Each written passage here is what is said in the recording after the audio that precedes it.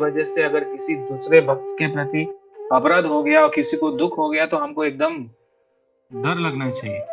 अगर ये एक हम लोग केयरफुली रखेंगे कि दूसरे को हमारी वजह से कोई है ना कष्ट नहीं हो रहा है कोई भक्त को, और हम अच्छी तरह से नाम जप करेंगे, तो भगवान हमको अलग अलग वही प्लानिंग देंगे कि क्या करना है, आगे क्या करना है। तो मैं तो ऐसा सोचता हूँ कि भगवान मुझे बोलते हैं आपका प्रोजेक्ट मैं ही चलाऊंगा, आपका गौशाला मैं चलाऊंगा, आपका फंड रेजिंग भी मैं ही करूंगा, लेकिन तुम अच्छी तरह से जप करो बस तुम्हारा। लेकिन इसका मतलब है हम देखते हैं, हम सब करते हैं, लेकिन हमको समझ में आता है कि भगवान के सिवा ये नहीं चलेगा। एक्चुअली हम तो जंगल में हैं, फिर भी हमको डोनेशन आता है, हम चलाते हैं। मतलब ये कृष्ण ही चला रहे हैं, हम नहीं चला रहे।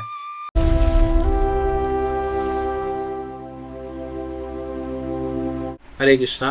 तो आप सभी का स्वागत है आज के इस पॉडकास्ट शो में, जिसमें कि हमारे साथ इस्कॉन हिब्री के जो हैं प्रेसिडेंट श्रीमान स्मिता कृष्ण प्रभु जी उपस्थित हैं।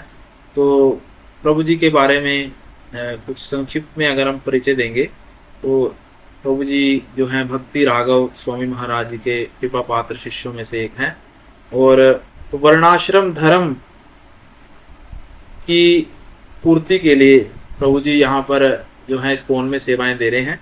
तो बेसिकली जो ट्रेनिंग है ये फॉरेन में प्रभु जी की चलती ज़्यादातर मॉरिशियस या लंदन आदि शहरों में, परंतु यहाँ पर भी इस्कॉन जो हेबरी है जो कि उडुपी कृष्ण के पास ही स्थित है, वहाँ पर प्रभु जी अपनी कई वर्षों से सेवाएं दे रहे हैं। प्रभुपाद जी का जैसे ऑर्डर भी था वर्णाश्रम धर्म की जो है स्थापना हो, सिंपल लिविंग हाई थिंकिंग, उसके लिए प्रभु जी जो है कार्यरत हैं और बहुत सारे लोगों को प्रचार कर रहे हैं। तो प्रभु जी का हम बहुत बहुत स्वागत करते हैं आज के इस पॉडकास्ट शो में। इसका हरे नाम कृष्ण। वैष्णव वाणी। तो हमारा प्रश्न प्रभु जी यही है कि आपके जो स्टार्टिंग फेज था कृष्णा कॉन्शियसनेस का, वो कैसे हुआ, कैसे आप कृष्ण भावना भावित हुए, या कैसे आपका भक्तों का संग मिला, कैसे मिला सर? हरे कृष्ण। सब भक्तों का मेरा प्रणाम।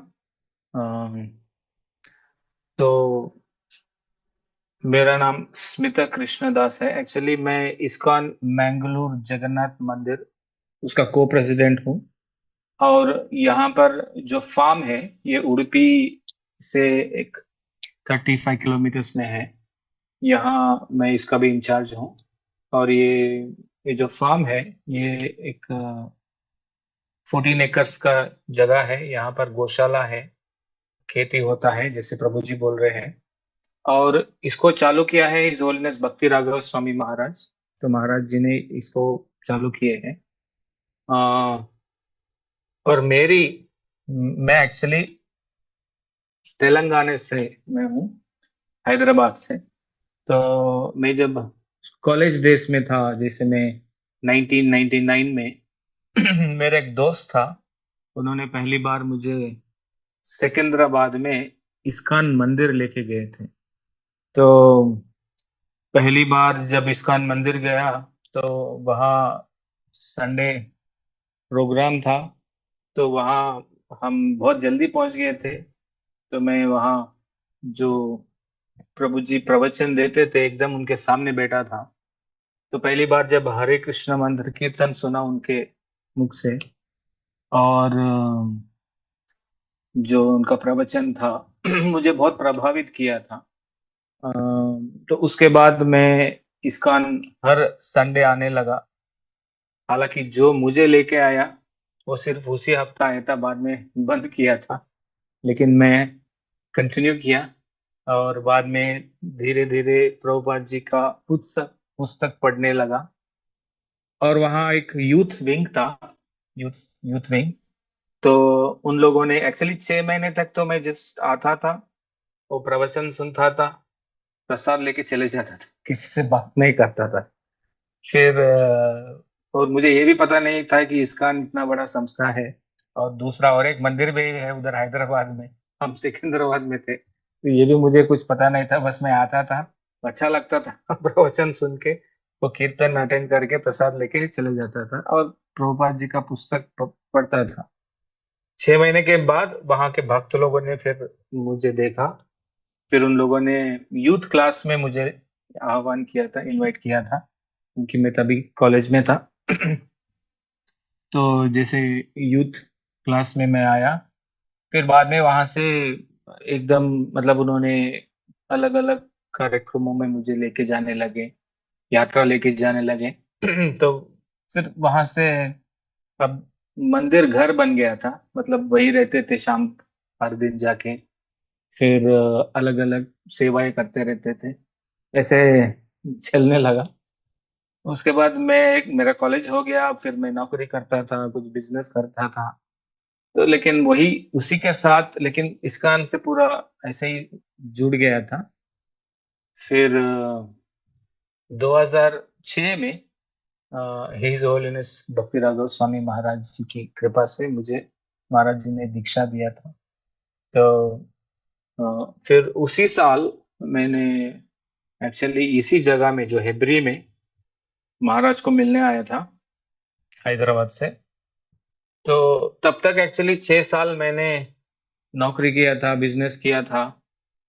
तो एक ऐसे मेरे मन में आया था कि इतना कष्ट तो वहां करने से, क्योंकि जब अपना खुद बिजनेस चालू करते हैं और खुद चलाते हैं तो बहुत तकलीफ हमको झेलना पड़ता है। तो फिर मुझे लगा कि यही कष्ट अगर हम ब्रह्मचारी जीवन में भी ले सकते हैं ना, कष्ट तो उधर भी है इधर भी है। तो फिर जब महाराज जी से आके मैंने पूछा कि मेरा ऐसा एक दुविधा है कि क्या मैं वापस और एक नया बिजनेस चालू करूं या ब्रह्मचारी बनूं, तो महाराज जी ने बोला कि आप, बहुत लोग हैं बिजनेस करने के लिए, आपका अगर आपका जीवन में ऐसा एक मौका है तो आप ब्रह्मचारी बन जाइए। तो महाराज जी ने मुझे कहा, तो फिर मैं उनकी कृपा से ब्रह्मचारी बन गया। फिर मैं ज्वाइन किया बेलगाम में, वहाँ हिजोनेस भक्ति रसामृत स्वामी महाराज थे। तो वहाँ भी एक फार्म कम्युनिटी था। तो वो एक्चुअली एक जंगल है उनका, ऑलमोस्ट इस्कॉन का 400 एकड़ जमीन है वहाँ पर। तो मैंने ज्वाइन किया वहाँ। तो जंगल में इस्कॉन मंदिर था वहाँ। तो मतलब वहाँ ऐसा सिस्टम है कि वहाँ करंट नहीं रहता है, और ऐसे नल का पानी नहीं रहता है। सब मतलब वैदिक वे में रहते थे। तो वहां मेरा सेवा चालू हो गया, वहीं से मेरा एक गाय के साथ कनेक्शन हो गया। वही मैं, मेरा पहला सेवा था गाय को जंगल में लेकर जाने का।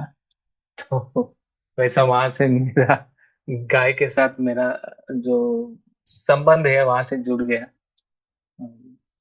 तो उसके बाद वहां था, बीच में महाराज जी ने मुझे कंबोडिया लेके गए थे। कंबोडिया एक देश है, तो वहाँ 1 साल था प्रचार के लिए। फिर बाद में वापस फिर गोकुल धाम जो बेलगाम का प्रोजेक्ट है वहीं पर था। उसके बाद महाराज जी ने 2014 में मैंगलोर बुलाए थे। तो मैंगलोर में मैं एक 7 साल वहाँ को प्रेसिडेंट का सेवा किया था। और 2021 से मैं यहाँ पर हूँ, जो अभी जो फार्म है 5 साल से यहाँ मैं गौशाला देखभाल करता हूँ, और हम फार्मिंग करते हैं, ऑर्गेनिक फार्मिंग वगैरह। तो ये मेरा अभी तक जो कृष्ण की कृपा से मेरा हरि बोल जो प्रभु जी। जीवन है ऐसे चल रहा है। हरे कृष्ण। बहुत जबरदस्त, मतलब प्रभावित करने वाला सभी भक्तों को, कि कैसे आपने अपनी बिजनेस लाइफ को छोड़ करके ब्रह्मचार्य आश्रम को अपनाया, और ब्रह्मचार्य में भी वर्णाश्रम धर्म, जो कि सबसे ज़्यादा टफ लाइफ है। इजी नहीं है वर्णाश्रम धर्म में रहना। No electricity, no tubewells, no gadgets, और पूरी तरह से भगवान पर आश्रित रहना, जैसे कि आज से कई वर्ष पूर्व जो लोग रहते थे। तो ऐसा कौन सा क्षण था प्रभु जी आपके जीवन में जब आपको लगा कि भगवान आपके जीवन में कार्य कर रहे हैं, कि आपको ये छोड़ देना चाहिए बिजनेस? कोई ऐसी मूवमेंट? हाँ प्रभु जी, बात क्या है कि जो आप बोल रहे हैं जो बिना करंट का, वो ये फॉर्म में नहीं है जब जब यहाँ मैं हूँ एब्री में। लेकिन वो अभी भी जो बेलगाम का जो फार्म है वहां पर ऐसी ही लोग अभी भी, भक्त लोग, ब्रह्मचारी भी है, गृहस्थ भी है, सब ऐसे ही जीवन जीते हैं। ऐसे अनेक फार्म है हमारे। एक्चुअली वो श्रीकाकुलम में हिज होलनेस भक्ति विकास महाराज जी का भी एक फार्म है, इसको कूर्मा ग्राम बोलते हैं। वहां पर एक 21 फैमिलीज रहते हैं। सब फैमिलीज ऐसे ही रहते हैं जहाँ करंट नहीं रहता है, फैन नहीं रहता है, और वो खेती करते हैं। तो सब लोग मंगल आरती में आते हैं, गृहस्थ लोग पूरा। तो ऐसा उनका बहुत सक्सेसफुल फार्म है। तो लेकिन यहाँ पर जो मैं हूँ, यहाँ तो थोड़ा करंट है, और कुछ फैसिलिटीज है यहाँ पर। सो तो आप जो बोल रहे थे कि एक्चुअली मैं जो 2006 में मैं बोला था आपको कि 6 साल मैंने तो नौकरी किया था, नौकरी बिजनेस भी किया हूँ। तो 2006 में जब दीक्षा होने के बाद मैं बेलगाम जाता था, वहां ब्रह्मचारी लोगों से मेरा थोड़ा और दोस्ती हो गया था। तो वो लोग बार बार मुझे बोल रहे थे कि कितना दिन मेहनत करेगा। तो आ जाओ ऐसे बोलते थे, लेकिन मैं थोड़ा डरता था ब्रह्मचारी बनने के लिए। लेकिन मैंने जब इतना, जो मैं देखा हूँ ना, आप अपना खुद का जो बिजनेस करते हैं तो कितना मेहनत होता है। तो एक प्रभुपाद जी का एक लेक्चर तभी भगवान की कृपा से मैंने सुना है। प्रभुपाद जी ने बोला, अनेक जीवन, कितने जीवन तुम्हारे, कितने माता पिता के लिए दिए हैं, कितना जीवन पति पत्नी के लिए दिए थे, एक जीवन कृष्ण के लिए दे दो। वो मुझे एकदम मेरे कान में घुस गया था। मतलब जो प्रभुपाद जी का जो वाक्य है, एक जीवन कृष्ण के लिए दे दो, देखो क्या होता है। तो फिर जैसे वो ब्रह्मचारी लोग भी बोल रहे थे, फिर मैं भी सोचा इसके बारे में, लेकिन फिर भी मेरे हिम्मत नहीं था। फिर मैं महाराज जी के पास आया, तो महाराज जी से बोला कि अगर मैं अपना डिसीजन ले लूंगा तो शायद मैं कर नहीं पाऊंगा, लेकिन अगर आप बोलेंगे तो मैं इस आपका निर्णय को स्वीकार करूंगा। तो आपको मेरे बारे में पता है। तो जब महाराज जी ने बोला ठीक है तुम ब्रह्मचारी बनो, तो फिर मैंने वो ब्रह्मचारी का जीवन ले लिया। हरि बोल।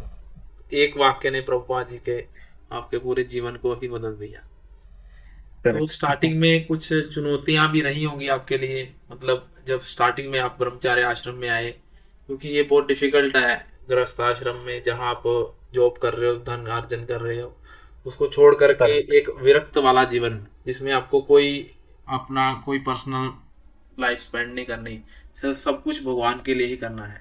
स्टार्टिंग में जो चैलेंजेस रहे थे, या अगर आज कोई ब्रह्मचारी बनना चाहता है उसको क्या चैलेंजेस फेस करने पड़ेंगे, उसके लिए कुछ गाइडेंस प्रभु जी।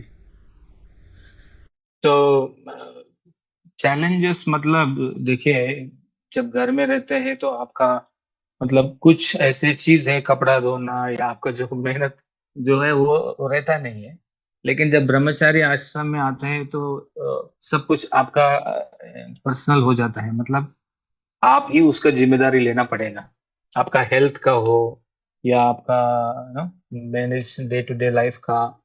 सो लेकिन क्या है कि मैं जाने आने से पहले बहुत साल काम किया हूँ।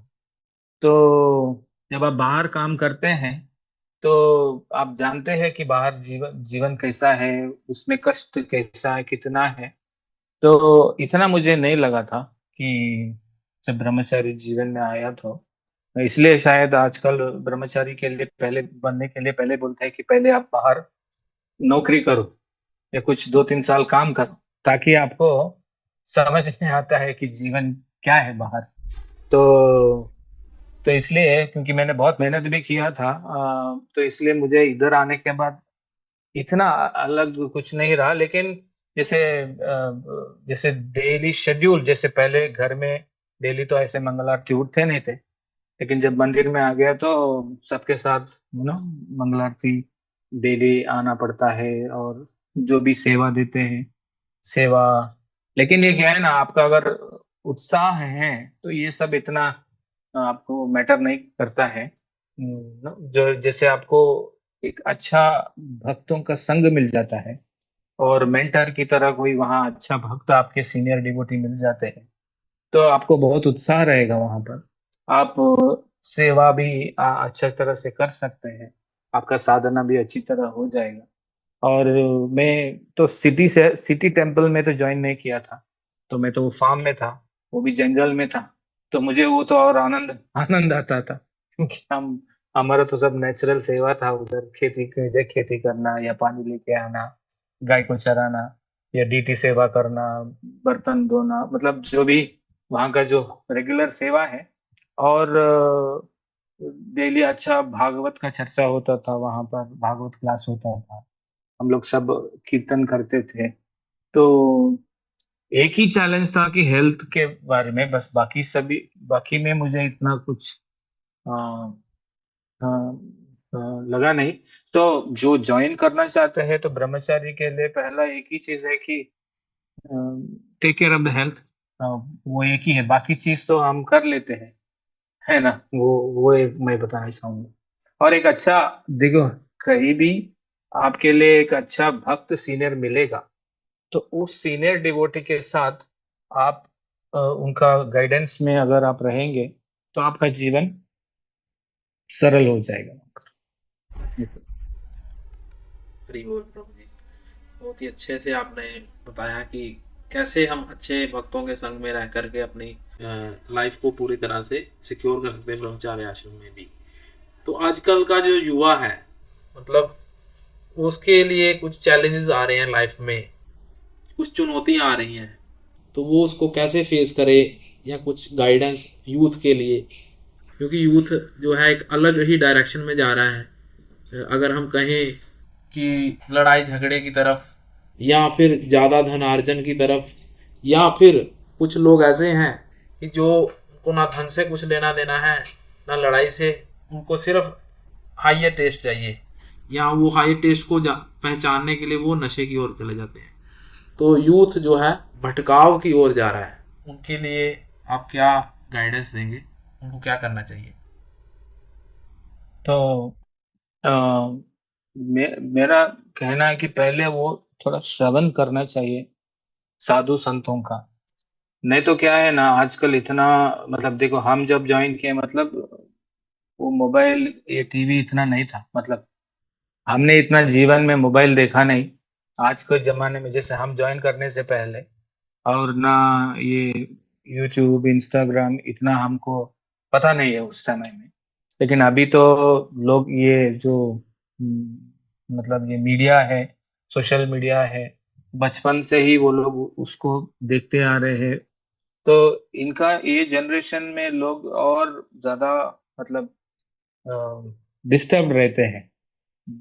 सो उनके लिए पहला चीज है कि थोड़ा समय किसी साधु का, मतलब भक्त का, अ, जो भगवत गीता प्रवचन हो या, है ना, पहला चीज है श्रवण करना चाहिए। श्रवण करने से हमारे हृदय में थोड़ा सा कन्विक्शन आ जाता है कि क्या सही है क्या गलत है। अगर श्रवण नहीं करेंगे तो बहुत मुश्किल है। तो ऐसे कहीं भी, जैसे इस्कॉन मंदिर है, तो रेगुलरली वहां पर अगर वे, है ना, भक्तों का संग लेके श्रवण करना ना, वो बहुत ही इम्पोर्टेंट है।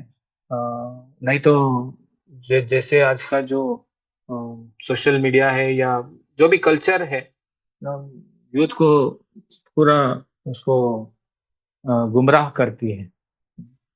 सो और दूसरी बात है कि धीरे धीरे धीरे लोग बहुत नास्तिक बनते जा रहे हैं, है ना।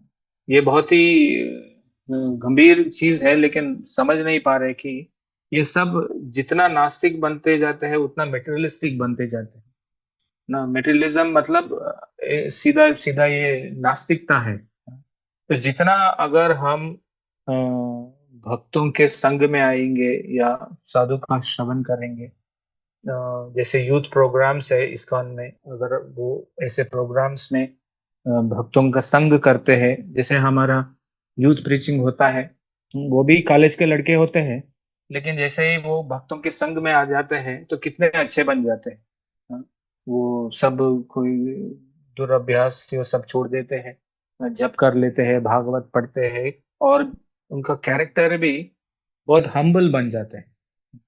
सो ऐसा साधु का संग वो एक ही एक के लिए एक मार्ग है जिससे वो अच्छे बन सकते हैं। बाकी तो बहुत मुश्किल है यहाँ ये समय में। और प्रभु जी, जैसे आप वर्ण आश्रम धर्म में कई वर्षों से सेवा दे रहे हैं, करीब करीब 20 साल आपने वर्ण आश्रम इसमें सेवा दे रहे हैं आश्रम में, तो हम जो कि आजकल गृहस्थ हैं या वर्ण आश्रम में नहीं जा सकते, उनके लिए पॉसिबल नहीं है, जॉब है, तो वो कैसे अपने जीवन में इस चीज़ को अपनाएं, वर्ण आश्रम धर्म को, जो प्रभुपाद जी ने कहा है। देख okay, so actually Prabhupada ji का ये क्यों कहे हैं। देखिए, एक ब्रह्मचारी कहीं मंदिर में फुल टाइम ज्वाइन हो जाएगा, लेकिन वही एक गृहस्थ को फुल टाइम भक्ति करना है, तो इसलिए प्रभुपाद जी ने ये फार्म कम्युनिटी, ये वर्णाश्रम की बात कहा है। क्योंकि हमारा जीवन का उद्देश्य क्या है कि इस जीवन में भक्ति करना है और इस जीवन के बाद भगवत धाम जाना है। सबका वही लक्ष्य है। तो वो लक्ष्य, अगर आप बाहर सिटी में रहेंगे, बाहर का कल्चर में रहेंगे, तो आपका पूरा जीवन, मतलब अगर एक दिन है, आप में पूरा दिन भक्ति में नहीं जाएगा। आप सुबह मॉर्निंग साधना करेंगे, बाकी बाकी समय आप नौकरी करेंगे या बाहर घूमेंगे, कुछ ना करेंगे। लेकिन वही फार्म में रहेंगे, ऐसे आश्रम, ऐसे जो वर्णाश्रम या ऐसे फार्म में रहेंगे, तो आप जो भी करते हैं वो भगवान की सेवा हो जाएगा, क्योंकि ये सब भगवान से ही कनेक्टेड है। अब ये गौ सेवा करेंगे, वो भी भगवान से कनेक्टेड है। और अब खेती करेंगे, वो फल भी हमको भगवान को ही देंगे, क्योंकि यहाँ मालिक भगवान है। सब भक्तों के संग में रहेंगे, आपका पूरा जीवन भक्तिमय ही रहेगा। तो इसलिए प्रभुपाद जी ने बहुत एंकरेज किया है कि आप सरल जीवन जियो। हाँ, कि आप एक फार्म कम्युनिटी में आ जाओ। लेकिन दुर्भाग्य की वो ये है कि सब लोग उसको समझ नहीं पाते हैं, क्योंकि डर जाते हैं कि अगर वहां जाएंगे तो जीवन कैसा चलेगा। हाँ, कि इधर तो गाड़ी है, हॉस्पिटल है, सब है। लेकिन क्या है एक्चुअली आपको जीने के लिए अच्छा व्यवस्था होना चाहिए। मतलब आपका पानी शुद्ध होना चाहिए, हवा शुद्ध होना चाहिए, आप जो खाते हैं वो खाना भी एकदम शुद्ध होना चाहिए या ऑर्गेनिक होना चाहिए। तो यहाँ अगर आप जिएंगे, आपका हेल्थ और अच्छा रहेगा। आप वहां रहेंगे तो और खराब हो जाएगा, है कि नहीं। तो और इस जगत में हमारे लिए जीने के लिए पहला चीज क्या है? अन्न है, खाना। तो इसलिए प्रभुपाद जी ने बोला, आप अपना खाना उगाओ, आपका अन्न उगाओ, आपका धान्य उगाओ, और आप उससे संतुष्ट हो जाओ, भक्ति करो, बस आपका जीवन, अब गोलोक चले जाओ वापस। लेकिन अभी हम उसको स्वीकार करने के लिए रेडी नहीं है, क्योंकि हम डरते हैं उससे। क्योंकि सारी दुनिया इस तरफ जा रहा है कि मैं कैसे इस तरफ जाऊं, ऐसा हम सोचते हैं। लेकिन जब आप आके रहेंगे, देख, तो आपको इसका अनुभव हो जाएगा। डेली, हर साल के बाद मैं देख रहा हूँ कि हम लोग चावल उगा रहे हैं, इधर सब्जी आ रहे हैं, और फल आ रहा है, फूल आ रहा है। तो तब जब आप रहेंगे तो आपको अनुभव हो जाए, चलो यही तो चाहिए हमको, और क्या चाहिए। अच्छा, आपका आम मिल गया, जैक फ्रूट मिल गया, आपको गाय का दूध मिल गया, तो आपने जो अच्छा, आपका ऑर्गेनिक चावल मिल गया, दूध दही मिल गया, आप सब बनाओ, भगवान को अर्पण करो, और आप आनंद से वो प्रसाद ले लो, नाम जप करो, आपका भक्ति साधना करो। लेकिन तो वो सबके लिए वो जीवन समझना थोड़ा मुश्किल है। क्योंकि इस यहाँ रहना है तो पूरा सत्वगुण में रहना पड़ेगा आपको। आप थोड़ा भी रजोगुण रहेगा तो यहाँ आप नहीं रह पाएंगे। लेकिन आपका जीवन वैसे कंडीशन हो गया है सिटी में, आपको गाड़ी का आवाज चाहिए। कुछ कुछ लोग यहाँ आते हैं तो बोलते हैं, ऐसे साइलेंट में कैसे रहते हैं आप लोग, ऐसा बोलते हैं, क्योंकि उनको आदत ही नहीं है ऐसा रहने का। तो जब आप ऐसे सात्विक जीवन में आप जी के, शांतिपूर्वक आपका साधना करके रहना चाहते हैं, तो ये एकदम एक, मतलब मैं बोल रहा हूँ, गृहस्थ के लिए फुल टाइम है ये वर्णाश्रम। ब्रह्मचारी तो कोई सिटी मंदिर में ज्वाइन हो जाएगा, उसका पूरा दिन भर फुल टाइम हो जाएगा। लेकिन यहाँ आएंगे तो ये आपके लिए फुल टाइम है। तो शहर में रहते हैं तो आपको प्रचार जोर से करना पड़ेगा, क्योंकि शहर है ही कि प्रचार के लिए। तो आप जितना हो सकता है आप आप प्रचार में ज्यादा मग्न होना चाहिए।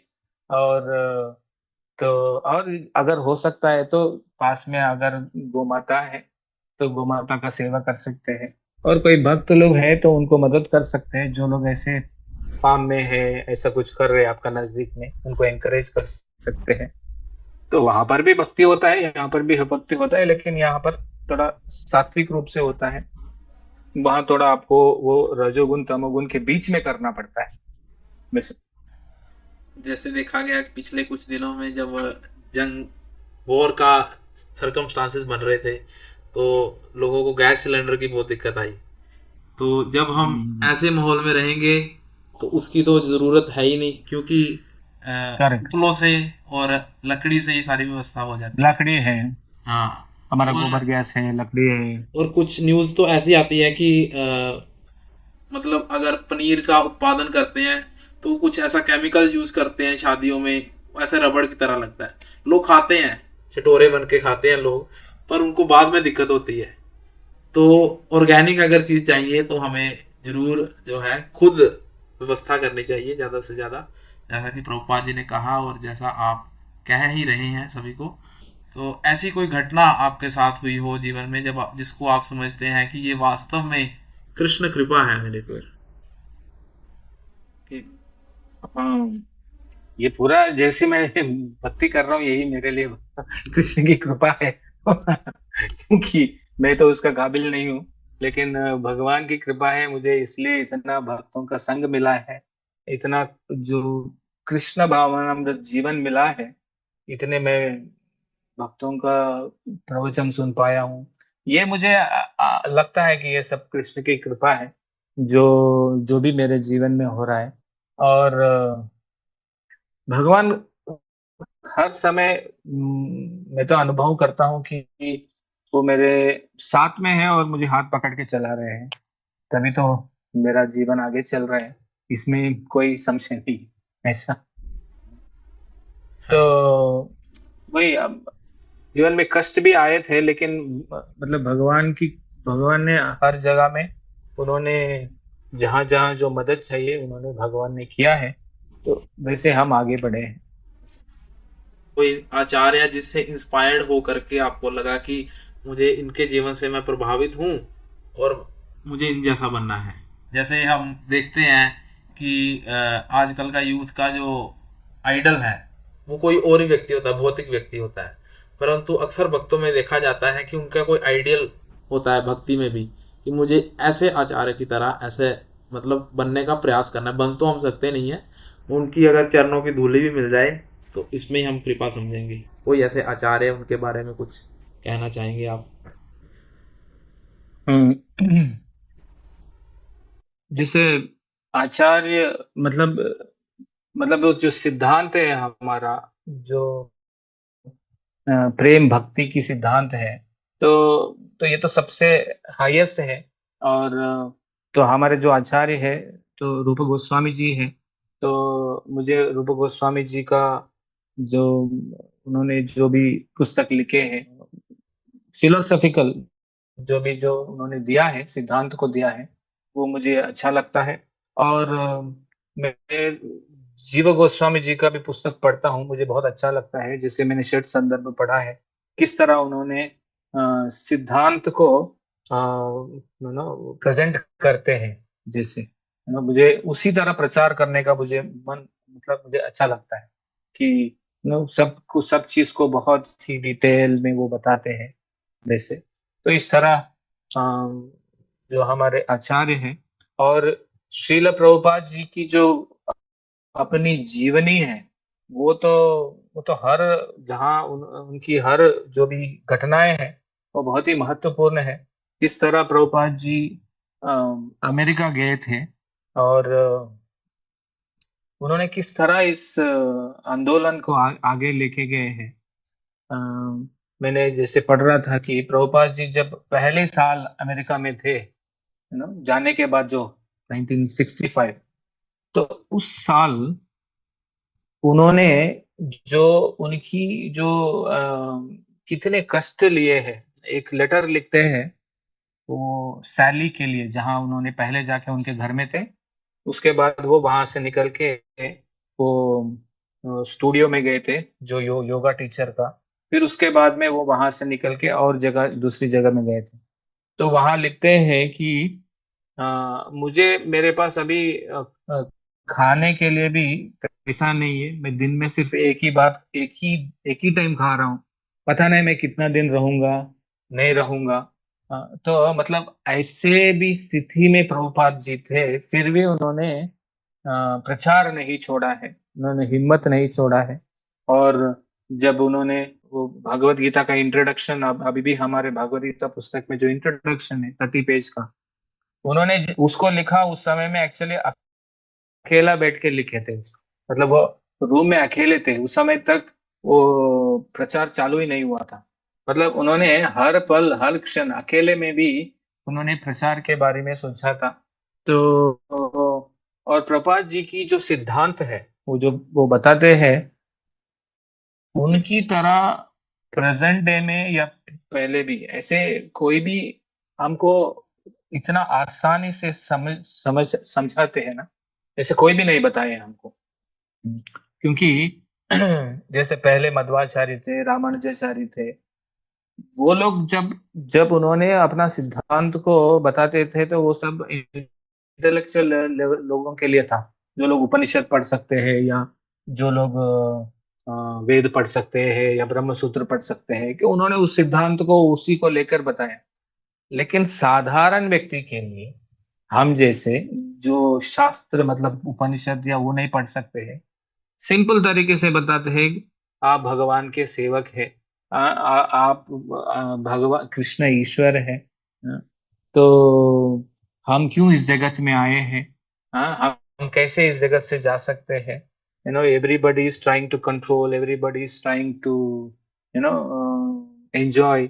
सो जो ये जो ईश्वर बनना चाहता है जीव, इसलिए इस जगत में है, ये सब कोई बताता नहीं है। मतलब ये नेचुरली सब लोग करते हैं, ये इसको समझना बहुत आसान है। तो प्रैक्टिकली अभी हम क्या सोच रहे हैं, क्यों हम यहाँ पर हैं, कैसे हम इस जगत से मुक्त हो सकते हैं, उसको प्रैक्टिकली इस जनरेशन के लिए प्रभुपाद जी ने प्रस्तुत किया है। सो तो वो कोई भी पढ़ सकता है, कोई भी समझ सकता है। तो ऐसे प्रभुपाद जी की जो पुस्तक है, तो वो बहुत हार्ट टचिंग होता है कि आपको पढ़ेंगे तो बहुत उसमें कंप्लीट कन्विक्शन आ जाती है। तो इसलिए जो श्रील प्रभुपाद जी का अ, मुझे बहुत ही अच्छा लगता है उनका। और जैसे वर्णाश्रम धर्म है, तो इसमें डेली रूटीन्स क्या रहती हैं, मतलब किस टाइमिंग पे क्या क्या होता है, थोड़ा आप बताएंगे, गाइड करेंगे सभी भक्तों को। ओके। सो देखिए, वर्णाश्रम मतलब वो बहुत बड़ा सब्जेक्ट है। लेकिन अभी हम है जो फार्म कम्युनिटी है, मतलब ये एक फार्म है, उसमें हम लोग यहाँ मंगल आरती सेम टाइम होता है जैसे हर मंदिर में होता है। उसी तरह 4:30 मंगल आरती होता है। फिर उसके बाद हम अ, जैसे भगवान का जो भक्त लोग होते हैं, वो भी ऐसे ही भगवान का श्रृंगार, ड्रेसिंग सब करते हैं। और 7 बजे यहाँ, सॉरी 7:15 गुरु पूजा होता है। लेकिन हम बहुत कम लोग हैं यहाँ पर, अभी जो हमारा फॉर्म है। तो क्योंकि है एक 8-9 लोग, तो सब लोग अपना अपना सेवा में, मतलब क्योंकि 6:30 से गौ सेवा चालू हो जाता है। मतलब जो गाय है उनको गौशाला क्लीन करने का, गाय को घास देने का, और फिर बाद में धीरे धीरे जो बछड़े हैं उनका, जो दूध देने वाली गाय है उनका दूध निकालने का। तो ये सब सेवा वो 6 बजे से चालू करते हैं, उनको 9:30 बजे तक वो गो सेवा होता है। तो उसी में सुबह में घास खिला देते हैं गाय को। फिर 9:30 बजे वो गो सेवक गाय को छोड़ देते हैं। तो ये गाय हमारा ही, एक 14 एकड़ जमीन है तो उसमें ही चरते रहते हैं। फिर गाय 1 बजे आता है और अपने आप आ जाते हैं फिर अपना जगह पर। फिर उनको 2 बजे को भी घास देते हैं, क्योंकि इधर इतना घास नहीं रहता है बाहर चरने के लिए, बस वो लोग घूम के आते हैं। फिर उसके बाद गाय को बंद कर देते हैं, मतलब ओपन फेंसिंग एरिया है, तो घास खा के उधर ही बैठ जाता है। और फिर वो 4 बजे फिर छोड़ देते हैं। फिर वो घूम के आ जाते हैं, उसके बाद उनको फीड देते हैं और हरा घास देते हैं। तो ऐसा फिर शाम को भी जो जिसका दूध निकालना है ऐसा निकालते हैं। और गौशाला को क्लीन रखते हैं हम। गौशाला एकदम रात को जब गाय आता है तो एकदम ड्राई और क्लीन रहता है, ताकि वो रात को अच्छी तरह से आराम से वहां पर सो जाए। और बाकी जो डिवोटी होते हैं, जो डिवोटी, ये गोसेवक डिवोटी रहते हैं। बाकी डिवोटी गुरु पूजा के बाद वो डिवोटी खेत में चले जाता है, वो जो सब्जी का खेत है। नहीं तो जब धान उगाते हैं तो वो धान का सीजन हम लोग साल में 2 बार धान उगाते हैं, एक बारिश का सीजन में, एक विंटर में। तो वो प्रभु जी वहाँ खेत में चले जाते हैं, फिर उसका डेली उनका कुछ सेवा रहता है, गोबर डालते हैं, नहीं तो वो क्लीन करते रहते हैं, वो टर्मरिक उगाते हैं, सब्जी उगाते हैं। तो वो भक्त लोग वहां चले जाते हैं। और जो कुकिंग करते हैं तो वो भक्त लोग कुकिंग करके फिर वो लोग ऑफरिंग के लिए ऑफरिंग करते हैं। और हम लोग जैसे मैं हूँ, मैं मेरा रेगुलरली थोड़ा बाहर जाते हैं हम लोग, गांव में क्योंकि हमारा एक छोटा गांव है। तो अलग अलग गांव जाते हैं, वहाँ कहीं तो भी कुछ, तो जैसे कभी कभी प्रोग्राम रहता है किसी के, कोई मंदिर में या किसी के घर में, ऐसे हम प्रोग्राम करते हैं। नहीं तो यहाँ ही ऑफिस का काम रहता है, तो जैसे फंड रेजिंग का काम रहेगा, नहीं तो ऑफिस का कुछ परचेसिंग का वगैरह। तो ऐसे हम यहाँ काउ प्रोटेक्शन, मतलब गौ सेवा, एग्रीकल्चर और डीटी वर्शिप, भगवान का सेवा, तो ये तीन यहाँ पर है। तो वो सेवा होता है और साथ में प्रचार करते हैं। प्रचार संडे में एक प्रोग्राम करते हैं, और रेगुलर भी जाके लोगों को मिलते हैं ऐसे, ऐसा। मतलब आप फार्म में है, मतलब ये नहीं कि आप प्रचार नहीं करते हैं। एक्चुअली फार्म में रहेंगे तो लोग ही आपके पास आते हैं, तो कैसे भी आप बोलेंगे तो माला ले लेते हैं। आप कब आप बोलते हैं तो हरि नाम सुन लेते हैं, गीता के बारे में वो लोग आते हैं, कोई गौशाला देखने के लिए आते हैं, तो हम उनको बिठाते हैं, फिर हम उनको प्रचार करते रहते हैं। तो श्रील प्रभुपाद भी वही बोलते थे, अगर आप एकदम परफेक्ट फार्म कम्युनिटी आप बनाएंगे, अपने आप लोग आएंगे आपके पास, आप वही प्रचार कर सकते हैं। तो प्रीचिंग इज ऑलवेज देयर, आप फार्म में हो या ना हो। अभी गोकुल धाम जहाँ मैं था वहां भी प्रचार होता है। और जो मैं बोला कूर्मा ग्राम जो श्रीकाकुलम में है, मैंने बोला जो भक्ति विकास महाराज जी का जो फार्म है, वहां तो बहुत लोग आते हैं, है ना, ये सब देखने के लिए, इनको देखने के लिए, तो लोग उधर प्रचार करते हैं उनको। तो मतलब यहाँ भी आ, सेवा होता है और प्रचार होता है, साधना भी होता है। लेकिन यहाँ क्या है ना, एक बड़ा कम्युनिटी रहता है, जो फार्म कम्युनिटी में। मंदिर में तो सिर्फ ब्रह्मचारी लोग रहते हैं, गृहस्थ लोग बाहर रहते हैं, ऐसा ये। तो अपकमिंग डिवोटीज जो मतलब अभी नए नए जुड़े हैं भक्ति में या भक्ति करना चाहते हैं, उनके लिए कुछ सजेशंस आप देना चाहेंगे कि वो क्या कर सकते हैं अपनी डेली लाइफ में प्रैक्टिस।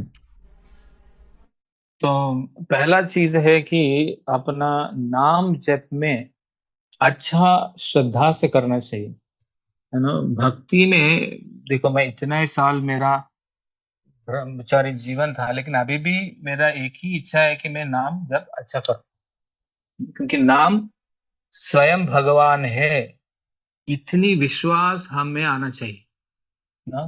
मतलब भगवान है तो सच में भगवान है, तो आप डेली 2 घंटा भगवान के साथ बैठ रहे तो तो अभी भी इतना, बाद में भी क्या है ना, वो जो जैसे मैं हिज ग्रेस भूरी जन प्रभु का बहुत संग लेता हूँ। प्रभु जी अभी भी वो रिट्रीट सेंटर में आपको जप के बारे में बताते रहते हैं। तो बेसिकली शुरुआत में या बाद में, जब शुरुआत में आते हैं तो आप लोग जो भी भक्त है कि जप अच्छी तरह से, मतलब उसको पूरा श्रद्धा से जप करना चाहिए, पहला चीज। और दूसरी बात है कि वैष्णव के प्रति कभी भी कोई अपराध नहीं करना चाहिए। हमारे जीवन में भक्ति में बाधा आता है कि एक ही चीज है, दूसरा कुछ नहीं है। आपका मन में काम क्रोध है, वो भी बड़ा प्रॉब्लम नहीं है, वो नाम उसको भी निकाल देगा।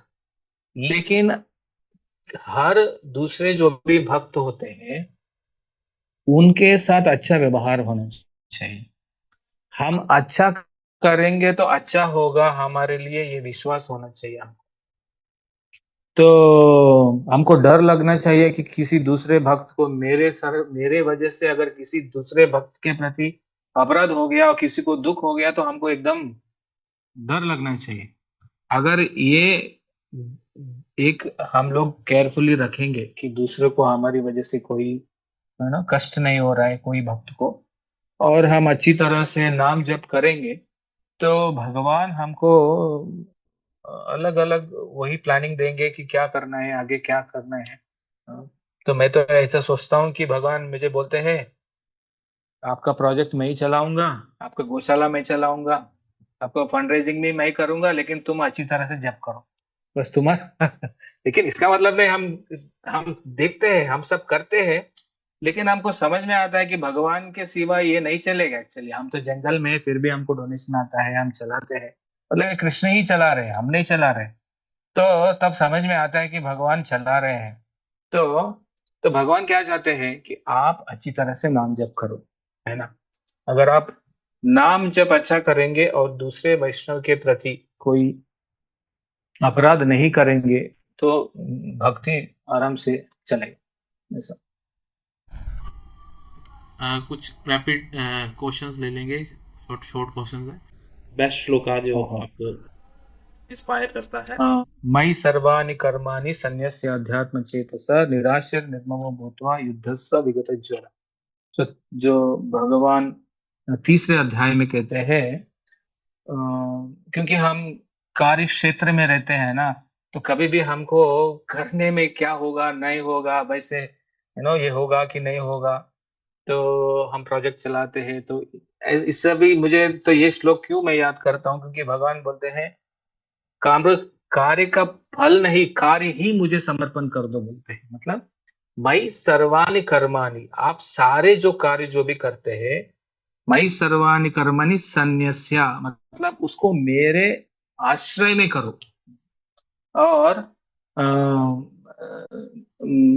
मयि सर्वाणि कर्माणि सन्न्यस्य आध्यात्म चेतसा निराशीर निर्ममो भूत्वा, मतलब अपने लिए कोई आशा मत रखो और उसका श्रेय के बारे में भी मत सोचो, लेकिन लेकिन उठ के काम करो। ऐसा नहीं कि वो फिर भगवान का आश्रय ले लिया, मैं सो जाऊंगा भी नहीं चलेगा। भगवान कहते हैं सारा कार्य मेरे आश्रय में करो, मेरे आश्रय में करो, लेकिन आप करो उसको। तो पूर्ण तरह से भगवान की शरणागति भी करना है। भगवान का शरणागति किया बोल के ऐसे नहीं बैठना है कि वो अपने आप हो जाएगा बोल के, लेकिन हमको भी करना चाहिए। युद्धस्व विगत ज्वर, बिना लेथार्जी का उठ के काम करो। तो रिसेंटली वैशेषिक प्रभु प्रभुपाद जी के डिसाइपल का एक सेमिनार था।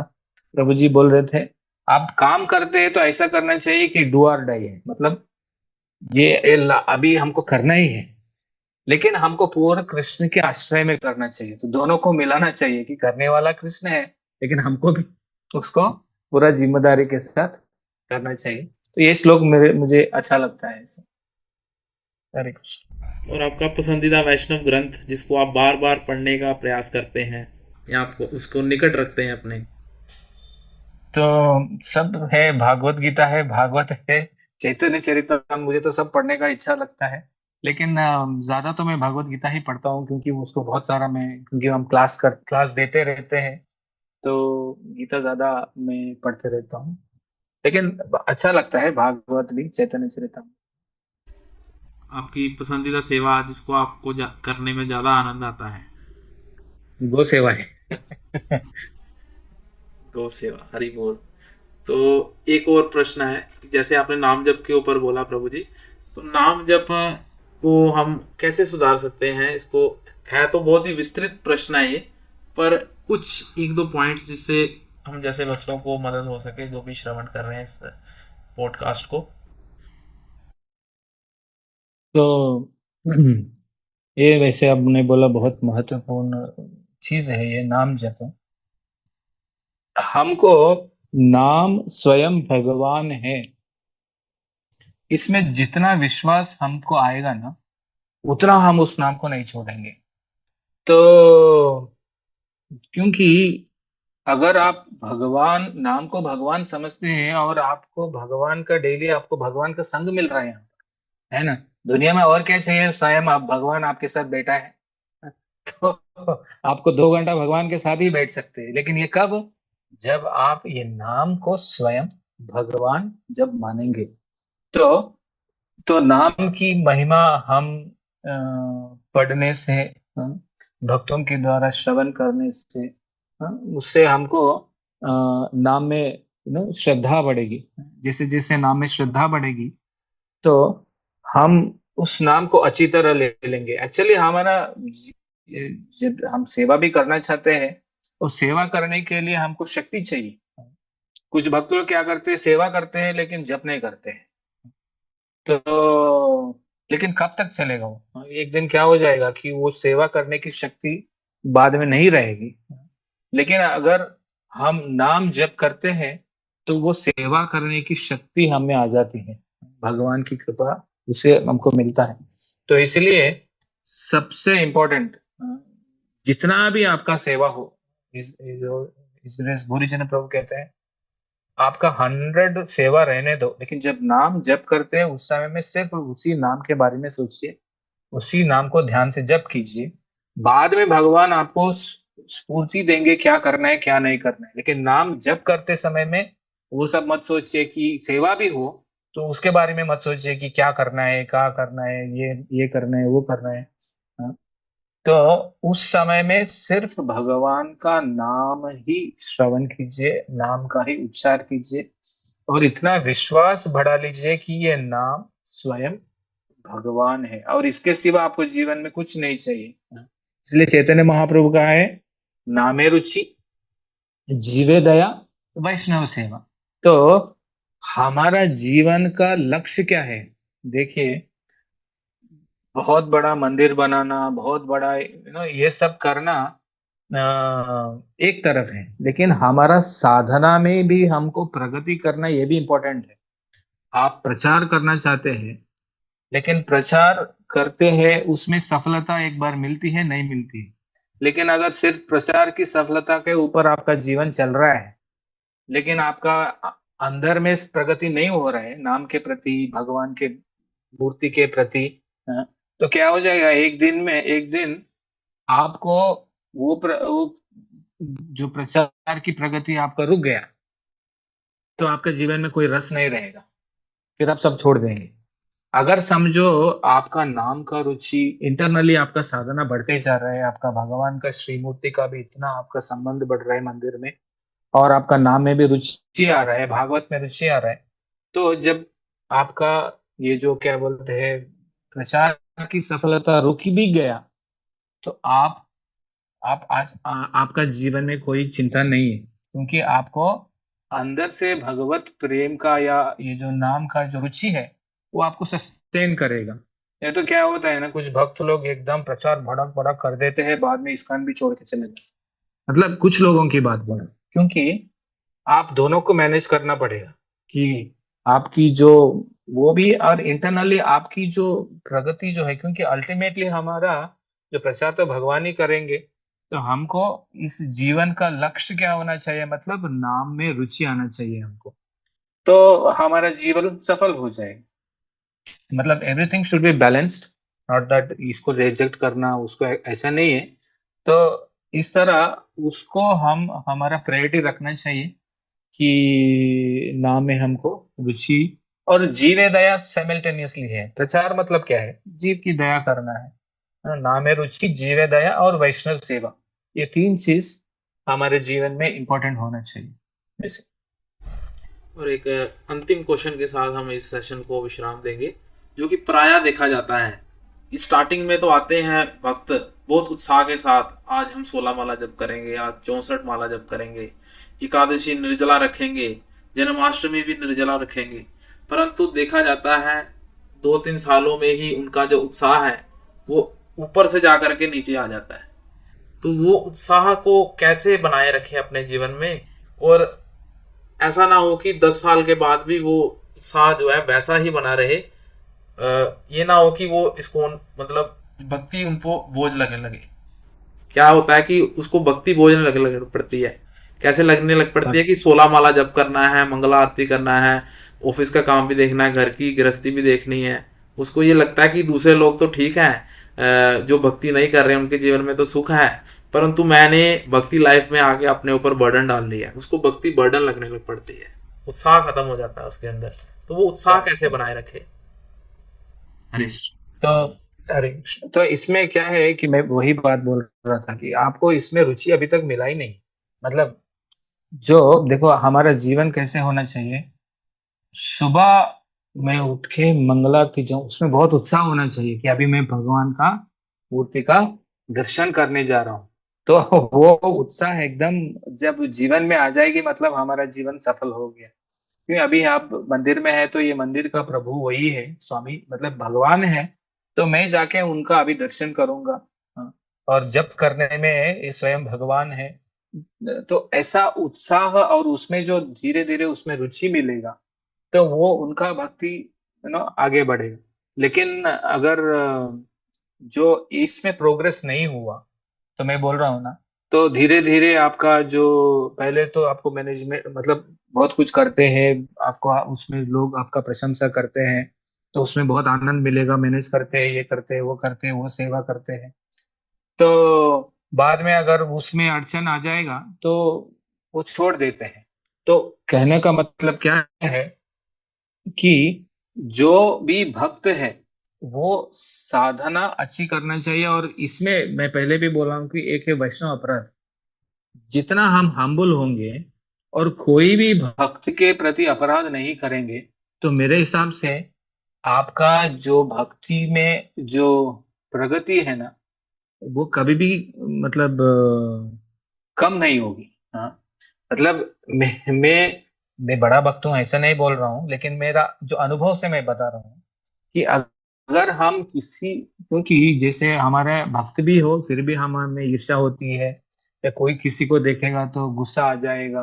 हाँ, तो किसी के प्रति हमारा ये भक्त ठीक नहीं है, उसको उसको बराबर बुद्धि नहीं है कि ऐसा करता है वैसे करता है। लेकिन जब तक हम हमारी वजह से किसी भक्त के जीवन में कोई कष्ट आना नहीं चाहते हैं, और उस कष्ट आने से ही हम अपने आप को, अगर डर हमारे जीवन में आ जाएगा, मतलब मेरे वजह से किसी को ऐसा कष्ट पहुंच रहा है, तो हम भक्ति में सेफ रहते हैं। तो कहीं ना कहीं ये ईगो एक क्लैश ही होता है हमारे जीवन में, भक्तों के साथ ईगो क्लैश ही होता है हमारे जीवन में, जो हमारी भक्ति का प्रगति वो डाउन हो जाता है।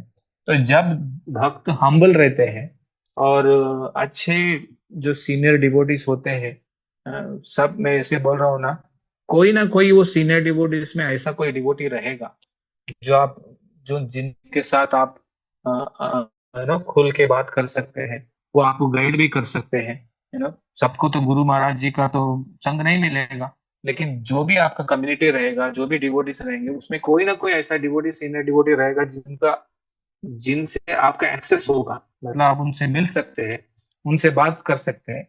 ऐसे डिवोटी से डिवोटी का सेवा करना चाहिए, और ऐसे डिवोटी का आप संग लेंगे तो जो भक्ति आगे हमारा बढ़ेगा। तो जैसे वो वैष्णव अपराध एक इम्पोर्टेंट चीज है कि वो करना नहीं चाहिए। और थोड़ा ईगो इश्यूज है, अहंकार का इश्यूज है, वो सबको हम लोग देखभाल करेंगे तो, और श्रवण करेंगे, नाम के प्रति भागवत श्रवण करेंगे, तो जो उत्साह है आगे बढ़ेगा। तो लोग अपने आप में रिफ्लेक्ट कर सकते हैं कि स्वाध्याय कर सकते हैं क्या प्रॉब्लम है, क्या क्यों हो रहा है ऐसा। तो ऐसे भक्तों के अगर हम अच्छे भक्तों का अगर हम फिर से उनका श्रवण करते हैं, तो वापस फिर हम हमारा भक्ति में आगे बढ़ सकते हैं। और एक्चुअली एक सीनियर डिवोटी एक बात बोल रहे थे, हम इस्कॉन में क्यों आ रहे आते हैं, आने आने से पहले सबका उद्देश्य यही होता है कि भगवत धाम जाना है ना। प्रचारक बाद में बनते हैं, पहले तो जब भी जैसे ही इस्कॉन में आते हैं, भक्तों से जुड़ते हैं, तो हमारा लक्ष्य क्या होता है, तो भगवत धाम जाना है। लेकिन बाद में क्या है ना, वो लक्ष्य साइड में लगा देते हैं, दूसरा बहुत सारा लक्ष्य आ जाता है। तो उसी लक्ष्य को वापस रखेंगे कि हम हमें उत्साह क्यों मिला है यहाँ आने के बाद इस्कॉन में। तो बाद में ये पूरा सिस्टम अलग है, ये तो सब चल रहा है, लेकिन हम आए हैं इंडिविजुअली, मैं एक व्यक्ति हूँ, मेरा लक्ष्य है कि यहाँ भक्तों का संग मिलता है, भगवान के धाम जाना है। तो वही अगर हमारा लक्ष्य है, बाकी सब छोड़ के, तो सरल चलेगा वो। लेकिन वो छोड़ के बाकी सब चीज आ जाएगा तो उसमें वो बाधा आ जाता है, ऐसा। यस प्रभु। हरे कृष्णा प्रभु जी। बहुत ही अच्छा आपने गाइडेंस किया, मतलब मार्गदर्शन किया सभी भक्तों को। और आशा है कि सभी भक्त इस पॉडकास्ट के माध्यम से जो लाभान्वित होंगे, और उनके जो भी प्रश्न हैं, जो भी रहते ही हैं यूथ के, या जो अपकमिंग डिवोटीज हैं, या जो डिवोटी लाइफ में मतलब कई साल बिता चुके हैं, उनको इस पॉडकास्ट के माध्यम से हेल्प मिलेगी और वो अपनी भक्ति को दृढ़ता से कर पाएंगे। प्रभु जी बहुत बहुत धन्यवाद आपका। सबका भी बहुत बहुत धन्यवाद प्रभु। मुझे आप सबका संग मिला है। हरे कृष्ण।